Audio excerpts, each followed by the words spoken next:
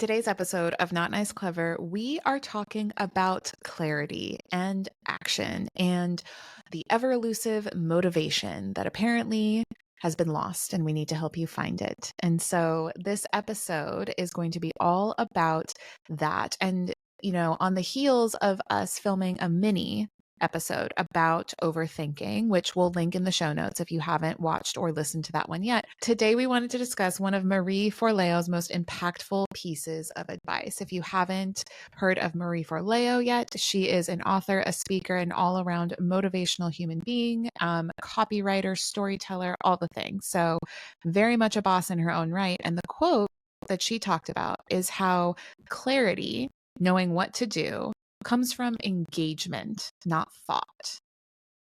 And what that really means is clarity comes from doing the thing instead of thinking about the thing, right?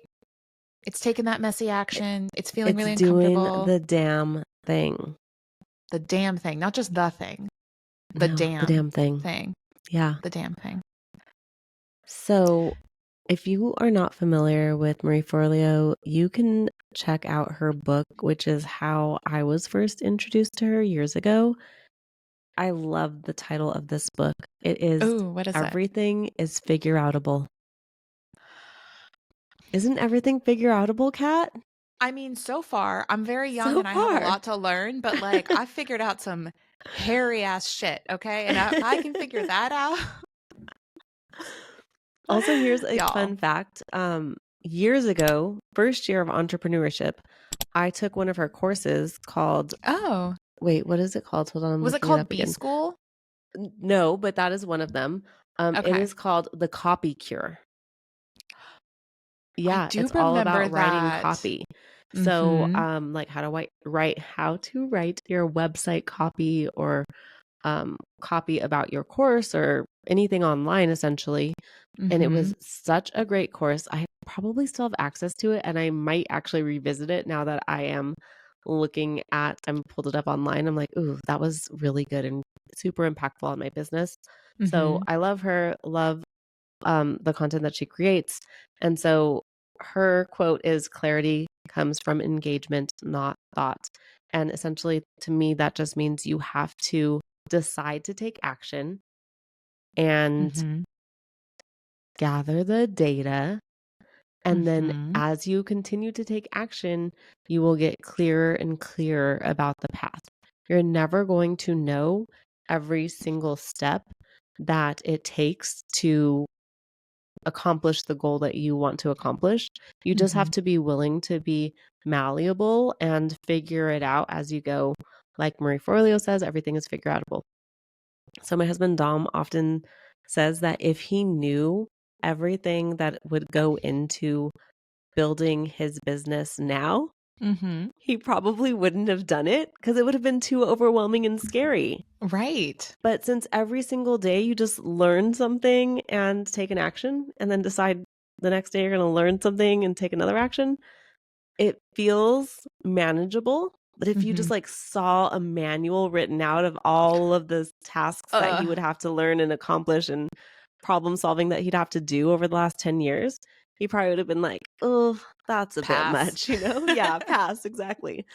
But he's so grateful that he did. And I'm so grateful that I took a chance on my business as well. And yeah, it would have been really scary and really overwhelming. And I wouldn't have felt equipped if I knew in the beginning every step I'd have to take.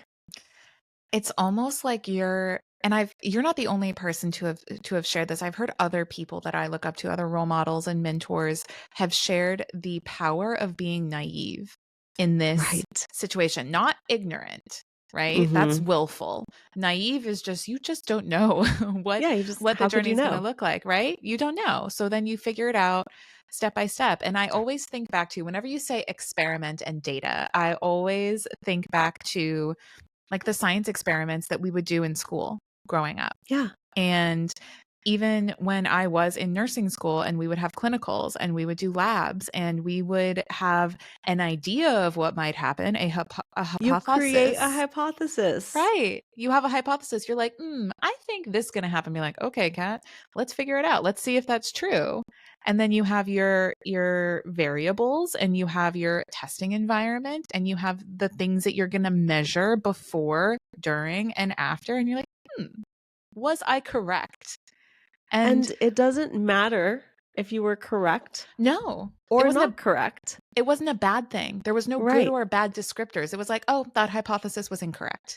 Let's try again. Let's try again. With different What variables. Can we do differently? Yeah. That's it. I think people are, this sounds like a previous episode that we just recorded, but people are looking for that perfect path. Yeah. And Good that's luck. just not what it is. And if Kat and I, if you learn anything from Kat and I, it's knowing that it's going to be messy. You're going to step into things that are unknown and uncomfortable. And that's great. We're excited for you about that. We want that for you. Yeah. And, you know, like, I just think removing any sort of feelings or any sort of like, it should be this way or it should be that way, and embracing like the fact that there's a learning curve for everything and that life doesn't like grade you like A, B, C, D, F, you know? It's a curve, it's an experience, and it's like uncomfortable, but yeah. When you're I'm only working going to with get clear by doing. Totally. When I'm working with my clients in the content lab, which I named the content lab a lab specifically on purpose because I want people to feel like they are doing an experiment and they're unattached to the outcome. So I call every social experiment that we do, I call it, hey, this is social experiment number 1, social experiment number 2. Let's just see what happens. And I frame it like that on purpose. Also, it's the teacher in me. I just got to go back to middle school science. Yeah. And that helps to alleviate some of the pressure from my clients who are showing up on social media. One thing that I say on repeat to them is I want you to be unattached to the outcome. If I tell you to go live on Friday, I want you to go live, and I don't want you to feel like you're a failure if 2 people watch. Yeah. That doesn't mean you're a failure.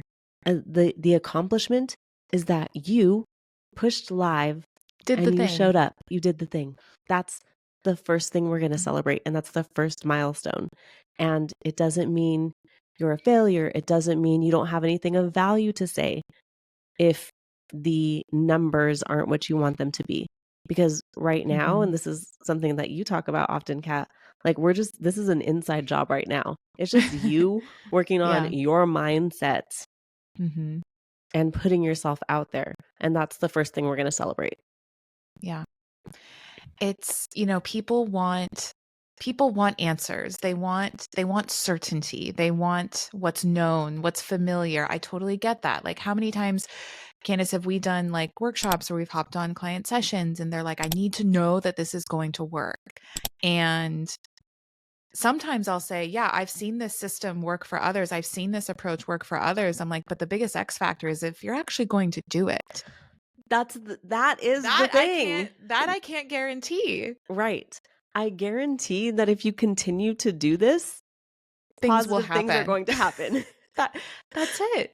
But it's literally like going to the gym, right? It's like, is this training program going to work? 100% it's going to work if you do what it's asking you to do. You got to eat right, and you got to show up to these workouts before you feel stronger and see a change in your body composition. Duh. But I can't just give you this paper that tells you what to do and you be like, this shit doesn't work. Yeah. That's not how change happens. No. And it's like the transformation, the results, whenever they're like, I need ROI, I'm like, I need commitment and action from you to get the ROI. I say it nicer than that because she does. When it's not recorded. Right. Kat is actually, I think, much nicer as a coach than I am. Yeah. I respect that about you. Kinder. We're not nice, but we're kind. That's right. Yeah. We're literally not nice. We are. We are clever though. So I think another important thing about Marie Forleo's quote of clarity comes from engagement, from doing, not thinking. And this is something that is always a work in progress for me, is when I'm in the middle of the doing and I'm like, oh, this is exciting. I'm doing, I'm moving, I'm learning, I'm taking action. And then it's like, skirt, something goes wrong. And I'm like, I'm like, no, it's all coming crashing down. This hard left turn, like what's going on? Like what did I ever think? This is a failure. I should just crawl back into a shell. Like all of the All things, mental she goes spiral. down the rabbit hole. I Spirals. used to live sometimes in the rabbit hole. But I think being open to hitting roadblocks, hitting obstacles, speed bumps, that's a part of it too. But you learn from everything that doesn't quite work or hits a snag or isn't quite right for you. That's more Let's data. talk about a few of the things that are our go-to things when we do hit maybe unexpected roadblocks, turbulence in maybe a project that we're working on. Like, what are some of the go-tos? Can I say drink tequila, or is I that mean, not I don't know if that's sanctioned? exactly the vibe we're trying to give off here, That's but true. That's do true. you Okay. enjoy your life in After 5 moderation? o'clock, yes, in moderation when you're okay. No, I would say the first thing I do is like take a breath and not Mm-hmm. react. I pause. When there's a speed bump in the road and you're driving in your car, you slow down when you see, I mean, hopefully, Mm-hmm. you slow down, right? So like if there's something that happens unexpectedly, I don't react to it immediately. Yeah. I'll step away from it and take some space, Yep. One thing that I've learned from watching male leaders in my life, I have the privilege of watching some really great ones.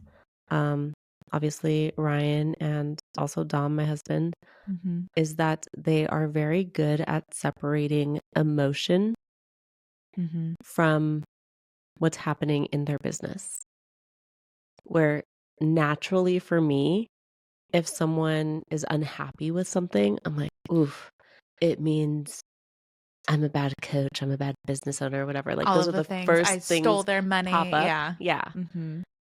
Or they feel like I scammed them, or I don't know, whatever. I just build this story in my mind about what my own worth or value, which I know is Mm-hmm. not right, with their experience. Mm-hmm. And I think watching Ryan and watching Dom, I see them not do that. Mm-hmm. I see them very much being like, well, this is what happened. This is what I did. And then this is how they reacted. And Mm-hmm. so, what's the next thing that I should do that will get them to react the way I want them to react in this Yeah. situation, or get them to feel how I want them to feel? And they just take that data and take the next action. And it's in their mind, not a reflection on their value or Mm-hmm. their how smart they are Mm-hmm. or anything like that. And I borrow that from them sometimes. Yeah. I I hear you, and I see that too. And I think one of the most amazing things about being more intuitive and more sensitive and more feminine as a woman is like such a superpower in so many ways. Yeah. But when the unexpected happens, that's where I think it's a bit more useful to be more logical, be more masculine, and like just kind of almost, which is why one of the first things I do is like I step away from the situation because I'm Mhm. like, I don't want to get sucked in. Let Yeah. me You get don't some wanna get sucked space into the from it. emotion of it Yeah. without having the space to think it Yeah. through and make a plan, and ultimately And remember that you're probably you and your client are on a team, essentially. That's how I yeah. see it. We're working towards the same goal. And Hmm. so if I need to rethink how I approach this so that we both feel good about the outcome, then I'm the leader in the situation and I'm going to do that. Yeah. I was on Instagram the other day and there was this reel that talked about it was this couple that I follow and they do a lot of like couples content and it's really interesting to see like them talk about the obstacles and the disagreements and the agreements that come up. And she was saying that, if there's one person in an argument or an unfortunate situation, unexpected situation, and that person's aware of like the larger picture and what's going on, it's almost your responsibility to remain neutral like that so that you can diffuse the situation, so that you can de-escalate it, right? Because Right. you're not always that person in the situation, but if you realize that you are, you're like, oh, let's breathe, let's look at the Mm-hmm. facts. We're not fighting to the death here. This is not life or death. If it is life or death, okay, but most of the time it's not. Right. And remembering the shared goal, So for sure. the first tip that we have is take a breath, take a step back, Mm-hmm. evaluate the situation. Remember that you likely have a shared goal with this person or this roadblock or whatever is coming in your way. Keeping your eye on the prize, super important. Yeah. Another thing that I do is I ask people who have been there before.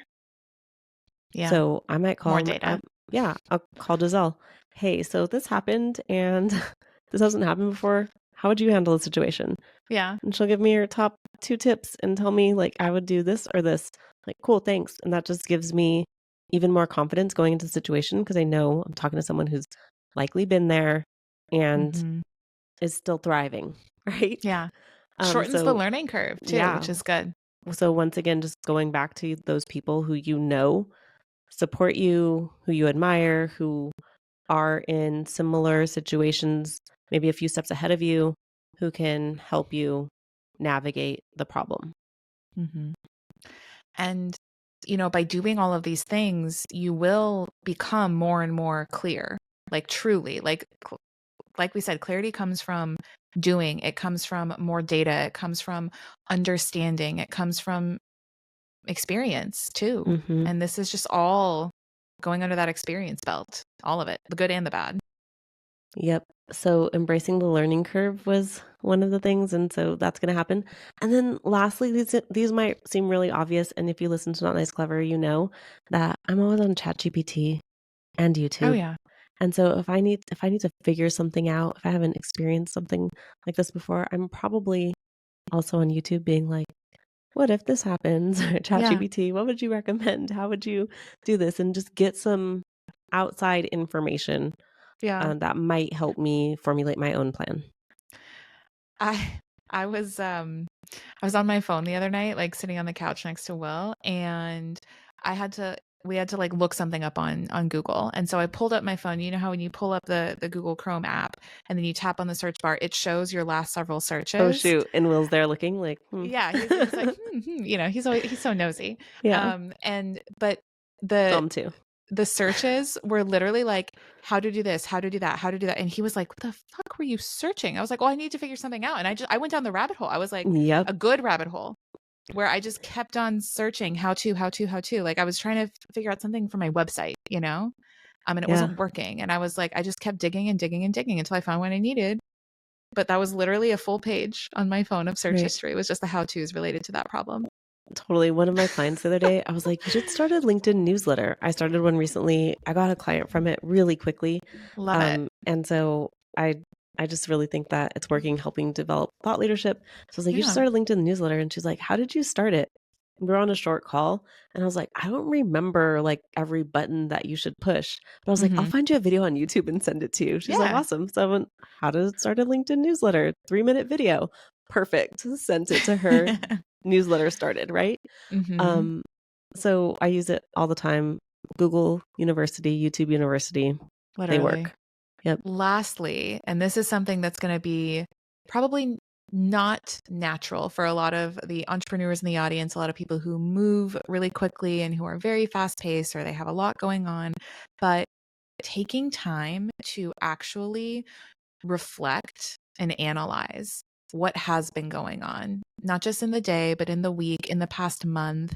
I feel like, too, as much as clarity comes from doing in the present, it also comes from analyzing what you have done already and noticing patterns. Like another great quote that I can't remember who quite said it, but the quote goes, expertise is simply being able to notice and improve patterns, whether it's a useful pattern or an unhelpful pattern. If it's unhelpful, stop that pattern. If it's useful, do more of that. I think that looking back and reflecting on wins, past wins, and even past I don't know what you'd call them. I don't like to call them failures because I just like, past data collection lesson,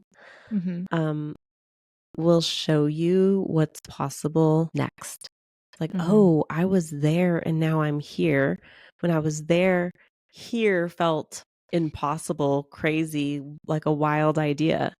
So the next place I want to go, it's probably going to feel like that again. And that's okay because I remember that feeling and I still got here. So really just seeing how far you've come and helping that be a catalyst for you to continue going. Well, if you've enjoyed this episode of Not Nice Clever, feel free to send it to a friend who might be caught in an overthinking spiral and could do with a bit of doing in their life. And remember to leave us a 5-star review, and we'll catch you on the next episode. Thanks for joining us on Not Nice Clever. Remember to follow Not Nice Clever wherever you listen to audio. And if you haven't already, drop that 5-star review. Share your takeaways. Tell us your story. We love to hear it. Signing off, your not so nice, but oh so clever besties that mean business. See you soon.